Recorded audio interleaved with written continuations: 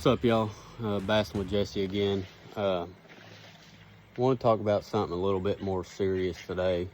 Maybe open some of y'all's eyes as far as what's been going on with fishing.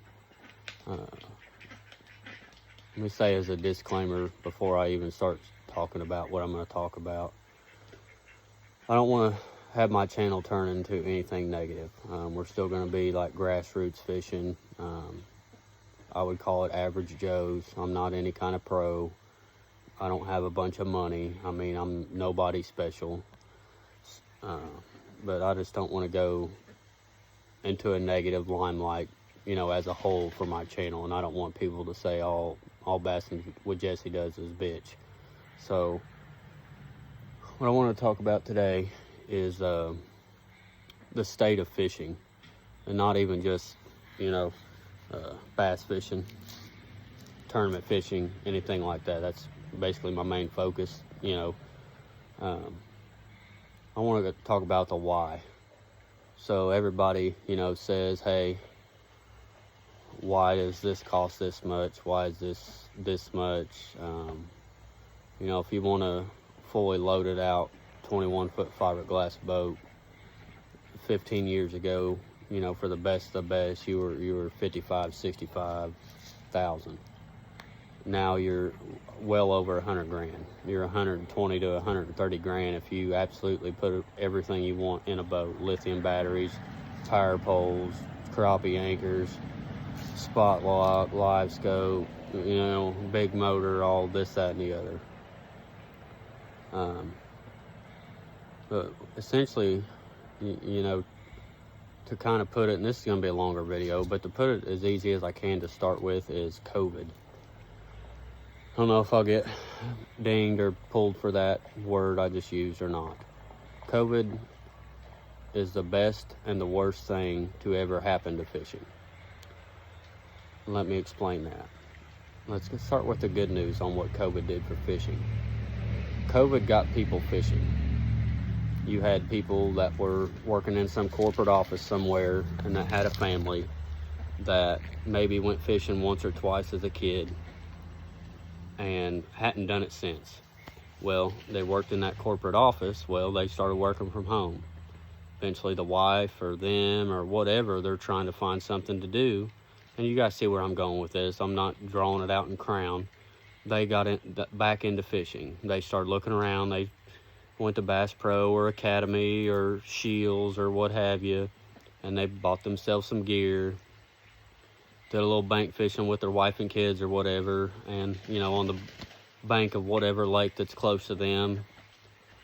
Say for me, it's gonna be Kentucky Lake. They went out on the campground at Kentucky Lake and camped out for the weekend. Well, what are they doing while they're bank fishing? These people that don't necessarily live an outdoor lifestyle or haven't in a long time, they're watching boats go by. So what do? They go and see all these boats flying by, and they go to Cabela's, or they go to their nearest marine dealer that they Googled on their phone, and they have the ability to. At the time, the economy was pretty dang good. Gas was cheap and everything, and they went and bought themselves a new boat, loaded it up, got themselves a new boat. That's the good thing.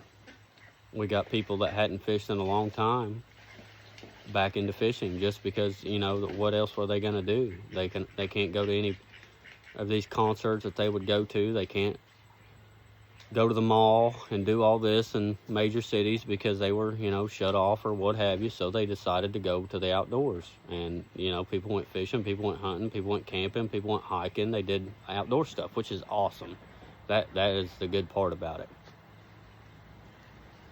Let's talk about the bad part about what COVID did to fishing. So, you have all these small, family-owned businesses, fishing businesses. Let's start with that. Tackle shops or tackle companies. And I'll even go as far to say boat manufacturers that have always been small, family-owned businesses. Well, places around the world that curated the parts or components for said companies, whether it be their crankbait blanks, their hooks, their wiring for their boats, components on the boat engines. Regardless of what it is, they couldn't get anything. So, once they sold what they had, basically when this big giant boom happened right around this time in our life, right around 5 years ago now, 6 years ago, these, let's just call them what they are, private equities, these big billionaire businesses or multi-million-dollar businesses or investors, whatever you call it, they can't sell what they already have to sell, because it's stuff that people would in a normal state of society at the time, people were having to go to these different businesses or go to these different events and stuff in order to purchase their product, or in a whole, their product just wasn't being built, just because it was one of those public social kind of settings to where they had to either use or purchase the product. They weren't able to. So they start to look at the markets and everything, and well, let's look over here at the outdoor industry. I don't know shit about fishing. I don't know shit about hunting. I don't know shit about RVs, but they're booming right now. Let's go over here and take a look. So let's say they call, this small guy right here, he's been doing good. Let's see if we can get our hands in his pocket. Let's see if we can buy him out. So they call him up, say, hey, see you're doing pretty well with sales. How's everything going?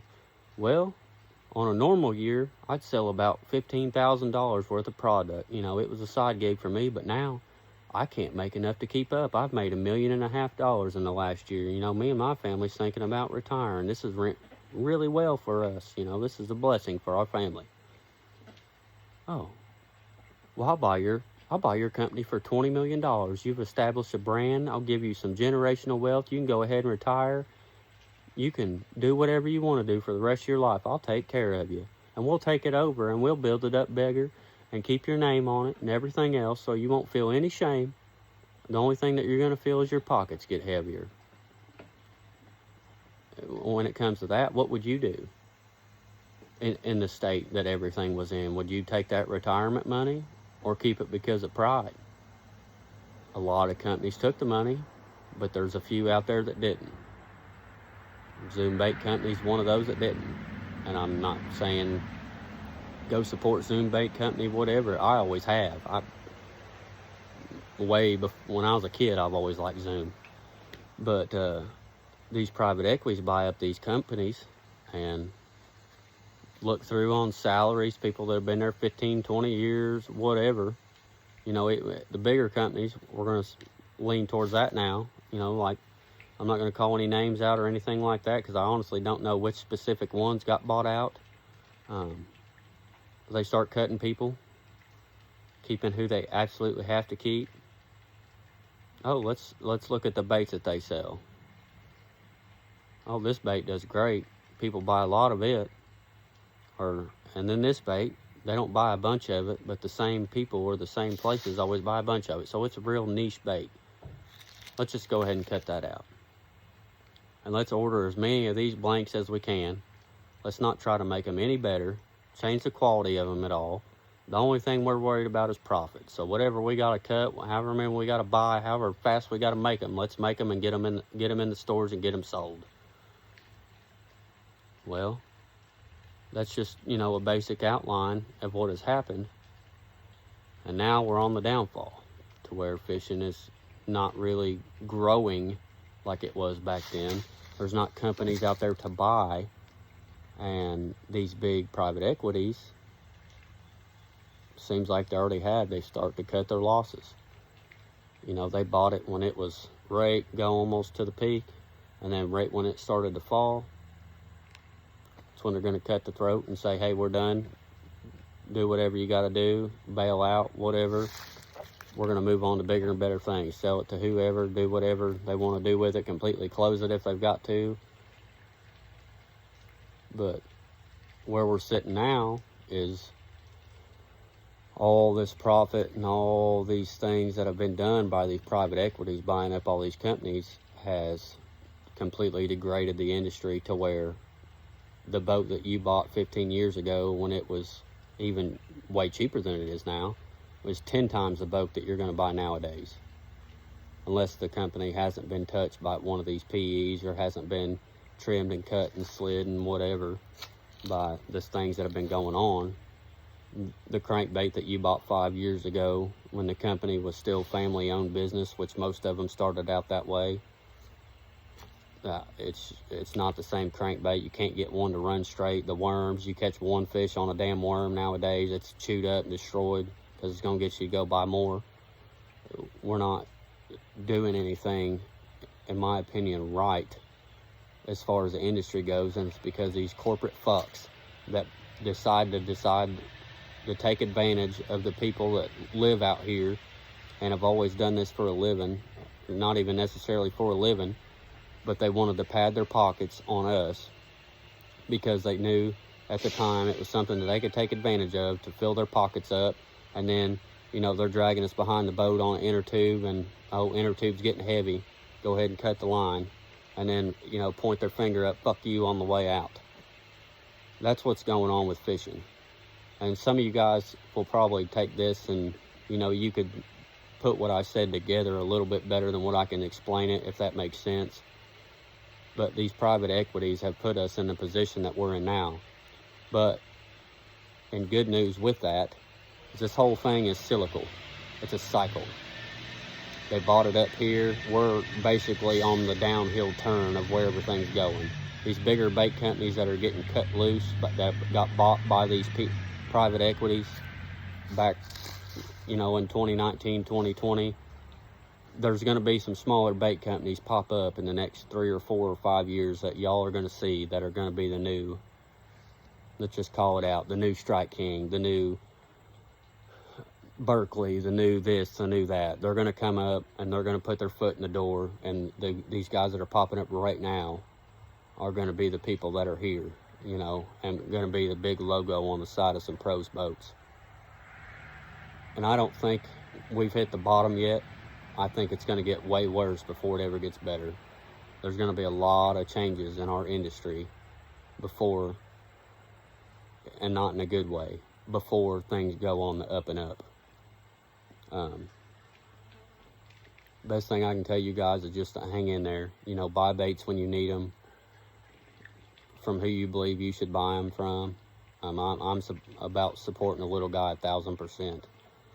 But I still have baits that are made by some of those companies that I'm going to buy because, you know, I like them. When it comes to all this, guys, just keep your head in there and just know it's just a cycle. I don't know how long it's going to last. None of us, I don't think anybody truly does. But, you know, just keep on keeping on. If y'all have any opinions, any insight to any of this, just comment down below. If I'm completely dead stupid wrong, let me know. Unsubscribe, subscribe, share the video, do whatever. Anyway, y'all have a good one.